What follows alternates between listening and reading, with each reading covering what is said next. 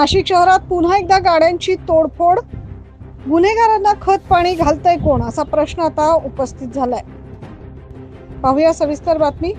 नाशिक शहरात गुन्हेगारीचं प्रमाण हे दिवसेंदिवस वाढत चालल्याचं आपण बघतोय। नागपूर पाठोपाठ आता नाशिकची ओळख देखील गुन्हेगारीचं शहर म्हणून बनत चालली आहे का काय असा प्रश्न आता निर्माण झालाय। श्रमिक नगर परिसरातील कडेपठार रोड तसेच स्वामी समर्थ केंद्र जवळ शुक्रवारी मध्यरात्री 1 वाजेच्या सुमारास अज्ञातांकडून 4 गाड्यांची तोडफोड करण्यात आली। एक पद्धतीने दहशत निर्माण करण्याचा हा प्रयत्न होता। कडेपठार भागातील एका घरासमोर उभी असलेली वॅगनार गाडीची मागील काच यावेळेस फोडण्यात आली, तर स्वामी समर्थ केंद्राच्या पाठीमागे राहणाऱ्या एका इनोव्हा कारची देखील काच फोडण्यात आली। त्यानंतर शेजारीच असलेल्या स्कूल बसच्या मागील बाजूची काच देखील टवाळखोरांनी फोडली आहे। काचा फोडण्याचा आवाज झाल्यानं स्थानिकांनी घराबाहेर येऊन बघितलं असता या टवाळखोरांनी काचा फोडून नंतर अंधाराचा फायदा घेत पळ काढलाय, अशी माहिती तेथील स्थानिक नागरिकांनी दिली।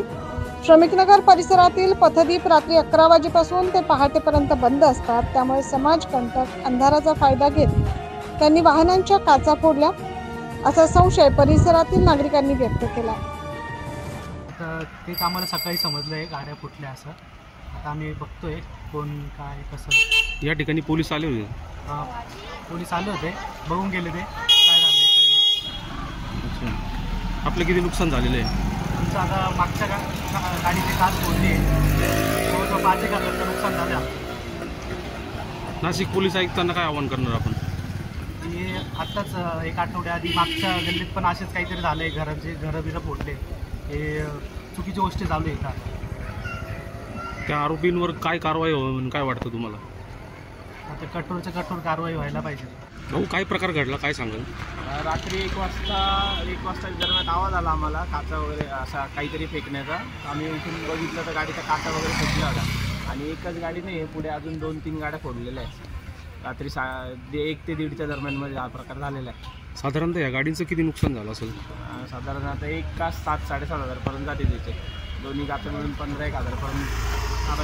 ही घटना घडल्यानंतर आपण पोलिसांना पाचारण केले का? हां, मी पोलिसांना फोन केला होता। पोलीस बोलले की येतो थोड्या वेळात, आणि पोलीस पण आता येऊन गेले। त्यांनी पण नंबर वगैरे सगळ्यांचे घेऊन गेले। नाशिक पोलीस आयुक्तांना काय आवाहन करणार आपण? त्यांना एवढंच आव्हान आहे की लवकर रात्रीच्या वेळी मोकळ्या जागेत टवाळखोर नशापाणी करत बसतात। पोलिसांनी रात्रीच्या वेळी गस्त घालावी अशी मागणी स्थानिक नागरिकांकडून करण्यात आली आहे। त्याचबरोबर संबंधित घटनेविषयी आम्ही नाशिक पोलीस आयुक्त संदीप कर्णिक यांची भेट घेणार आहोत, नाहीतर नाईलाजास्तव आम्हाला गृहमंत्री देवेंद्र फडणवीस यांच्याकडे तक्रार करावी लागेल, असं माजी सभागृह नेते दिनकर पाटील यांनी सांगितलं। सातपूर पोलीस स्टेशनचे वरिष्ठ पोलीस निरीक्षक यांना वारंवार तक्रारी करूनही मोठ्या प्रमाणामध्ये सातपूर पोलीस स्टेशनच्या हद्दीमध्ये आणि गंगापूर पोलीस स्टेशनच्या हद्दीमध्ये, दोन्ही पोलीस स्टेशनच्या हद्दीमध्ये गुन्हेगार इतके वाढले, परंतु त्या दोन्ही पोलीस स्टेशनच्या हद्दीमधील वरिष्ठ पोलीस निरीक्षक यांच्याकडून गुन्हेगारांना आवर घातला जात नाही। आम्ही आता माननीय पोलीस आयुक्त कर्णिक साहेबांना भेटणार आहोत आणि त्यांच्याकडे तक्रार करणार आहोत।